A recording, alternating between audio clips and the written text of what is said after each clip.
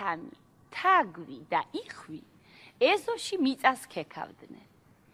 ქათამმა პურის მარცვალი იპოვა.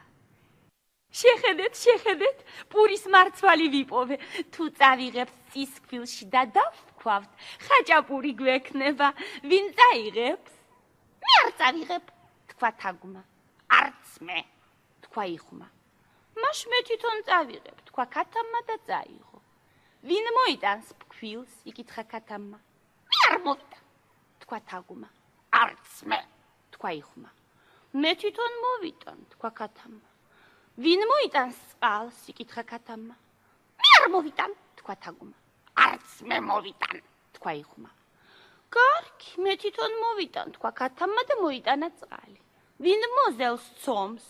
მე არ მოვზელ, თქვა თაგვმა. არც მე, თქვა იხვმა. მე თვითონ მოვზელ, თქვა ქათამმა. ხაჭაპურს ვინ გამოაცხობს? იკითხა ქათამმა. მე არ გამოვაცხობ, თქვა თაგვმა. არც მე, თქვა იხვმა. კარგი, მე თვითონ გამოვაცხობ, თქვა ქათამმა და გამოაცხო.